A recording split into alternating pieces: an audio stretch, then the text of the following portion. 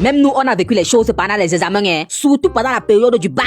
Tu arrivais d'abord le matin, tu étais frais, comme le haricot des pommes pilées. Chaussures Gucci, montre Rolex. Tu ne voulais même pas parler à quelqu'un. Même tes propres amis, tu les saluais qu'à distance. Oui, c'est nous qui avons inventé les mesures barrières avant que ça n'arrive même. Tu t'asseyais d'abord, le charisme d'abord était propre, tout était clean. Mais dès qu'on te déposait déjà l'épreuve de français, c'est à partir du moment là que tu te posais la question à savoir si tu étais le cousin de celui qui a créé la langue là. Parce que tu devais écrire pendant 3 heures. C'est au moment là que tu te posais la question à savoir pourquoi je fuyais le cours de français. Parce que quand on te met l'épreuve de langue devant toi, on te parlait des métaphores, des hémaphores, de l'ironie. Tu connais que c'est quoi? Tu écris seulement ce que tu peux écrire. Tu remets aussi l'épreuve, tu sors. Pour les autres épreuves, ça se passait bien. Mais jusqu'à ce qu'on vienne déposer l'épreuve de mathématiques devant quelqu'un. Oh là là. Je ne sais pas pour vous, mais nous étions nombreux que dès qu'on déposait l'épreuve, on tournait directement par terre sur le problème. On frappait directement les fonctions. Tac, tac, f de x égale à tac, tac, tac, tac. Dès qu'on trace la courbe avant de se rappeler que, hey, il existe même encore les autres exercices sur l'épreuve. Tous les gens qui commençaient toujours par l'arithmétique, les congruences, les probabilités, les isométries. Vous tous là, vous êtes des psychopathes. Et pendant que tu transpirais sur l'épreuve de maths, bizarrement, il y avait quelqu'un à côté de toi qui était toujours là. Intercalé. Mon frère, c'est le livre que tu écris. Tu es d'abord là, l'épreuve te tape. Mais pendant ce temps, le bon monsieur sort le compas pour tracer. Tu traces quoi? Moi, je vois que les choses où on a écrit, le compas sort comment? Tellement le gars était inspiré qu'on a déposé le carton d'intercalaire que devant lui. Petit truc intercalaire. Mon frère, tu es écrivain. Le genre de personne là, on doit le mettre dans une salle, il compose seul. Après, tu vois, il utilise le rapporteur. Mais le rapporteur comment? Moi, je vois l'épreuve. Je ne comprends même pas où on doit utiliser le crayon. Tu utilises le rapporteur comment? Et ce genre de personne, quand tu lui demandes que exercice 3, la question 2 là, c'est quoi? Il te dit que la valeur de x c'est 3. Pourtant, moi, j'ai trouvé z égale à 160. 3 comment? Et bizarrement, pendant l'épreuve de mathématiques, dès qu'on donnait l'épreuve comme ça, à peine tu écris ton nom, on te dit qu'il reste 30 minutes. Une épreuve de 4 heures, il reste 30 minutes comment?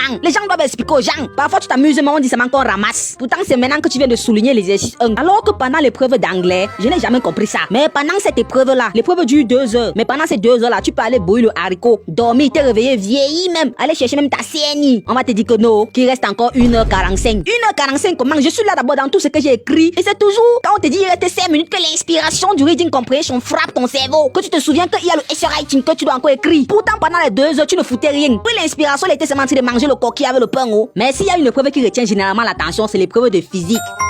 La seule épreuve où quand tu es en salle, tu regardes ton ami, vous souriez entre vous. Tu ressens un soulagement bizarre. Donc on dirait que dans ta tête, tu es fier de ne pas être bête seul. Parce que tu ne comprends même pas l'exercice 1. On te dit que pour résoudre l'exercice 2, il faut avoir la correction de l'exercice 1. Tu pars au problème partie C. On te dit que pour résoudre la partie C, il faut tenir compte de la question 4 de l'exercice 1. Comment tout est lié dans l'épreuve de physique? Comment? Bientôt on va dire que même pour écrire ton nom, il faut tenir compte de la partie B du problème C. Mais le plus beau jour du bac reste généralement le jour de la pratique, c'est-à-dire le dernier jour. Je ne saurais comment expliquer les émotions ce jour, mais c'est un peu comme quand tu goûtes le héros pour la première fois. Non, on dirait que tu as l'impression d'être libéré, parce que c'est là-bas qu'on peut dire que une petite aventure s'achève quoi. Mais ce qui suit devant,